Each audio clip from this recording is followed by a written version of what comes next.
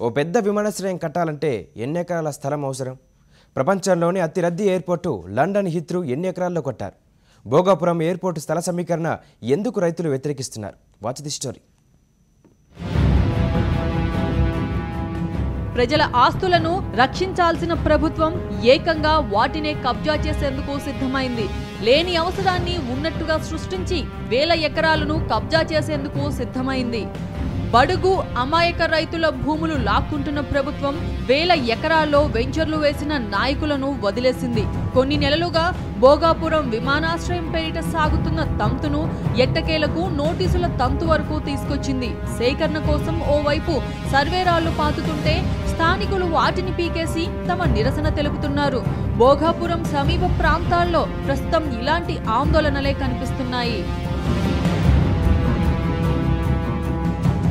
ఇంతకీ విశాఖపట్నంలో ఒక ఎయిర్పోర్ట్ ప్రస్తుతం నడుస్తుండగా ప్రభుత్వం ఈ విమానాశ్రయాన్ని ఎందుకు నిర్మిస్తుందన్న దానిపై పెద్ద ఎత్తున విమర్శలు వస్తున్నాయి. ఓవైపు ఆక్యుపెన్సీ రేటు లేక విశాఖకు విమానాలు నడిపే సంస్థలన్నీ తీవ్ర ఇబ్బందులు పడుతున్న నేపథ్యంలో టీడీపీ సర్కార్ ఎందుకు భోగాపురంలో పెద్ద ఎత్తున భూములు తీసుకుంటుందన్న దానిపై పెద్ద ఎత్తున ఆరోపణలు వినిపిస్తున్నాయి. ప్రస్తుతం విమానాశ్రయం కడుతున్న ప్రాంతానికి కేవలం 45 కిలోమీటర్ల దూరంలోనే విశాఖ విమానాశ్రయం ఉంది. 972 ఎకరాల్లో విస్తరించి ఉన్న ఈ విమానాశ్రయం నుంచి నిరంతరంగా రాకపోకలు సాగుతూనే ఉన్నాయి. అలాంటప్పుడు కొత్తగా మరో విమానాశ్రయం ఎందుకన్న ప్రశ్నలు ఇక్కడ తలెత్తుతున్నాయి. పోనీ విస్తరణ కోసం అనుకున్న ప్రపంచంలోనే అత్యంత అధునాతన విమానాశ్రయాలు కూడా ఇంత పెద్ద విస్తీర్ణంలో లేవు.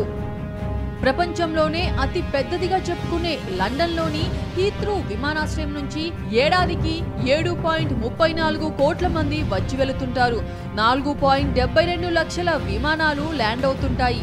ఇంతటి బిజీగా ఉన్న ఎయిర్పోర్ట్ కేవలం 3067 ఎకరాల్లో మాత్రమే ఉంది. ఇక చంద్రబాబు పదే చెప్పించే సింగపూర్ చాంగి ఎయిర్పోర్ట్ నుంచి ప్రతి ఏటా 5.4 కోట్ల మంది ప్రయాణికుల ఆక్యుపెన్సీ ఉంది.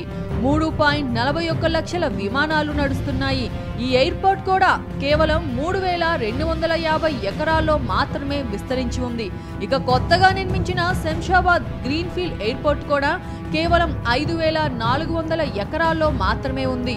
1.04 కోట్ల మంది ప్రతి ఏటా ఈ విమానాశ్రయాన్ని వినియోగించుకుంటున్నారు. వచ్చిపోయే విమానాల సంఖ్య 94,000కు పైనే. ఢిల్లీ ఇందిరాగాంధీ ఎయిర్పోర్ట్ కేవలం 5106 ఎకరాల్లోనే ఉంది. వచ్చిపోయే ప్రయాణికుల సంఖ్య 4.08 కోట్ల మంది. వచ్చిపోయే విమాన సర్వీసుల సంఖ్య 3 లక్షలకు పైనే. ఇక ముంబై ఎయిర్పోర్ట్ 1450 ఎకరాల్లో ఉండగా మన పొరుగునున్న చెన్నై మీనాంబకం ఎయిర్పోర్ట్ 1283 ఎకరాల్లోనే నిర్మించారు.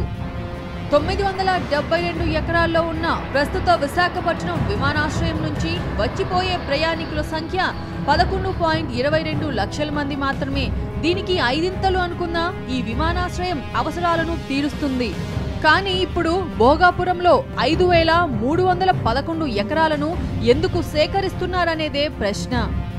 భోగాపురం ప్రస్తుతం భూమి విలువ ₹1 కోటి పైనే పలుకుతుంది.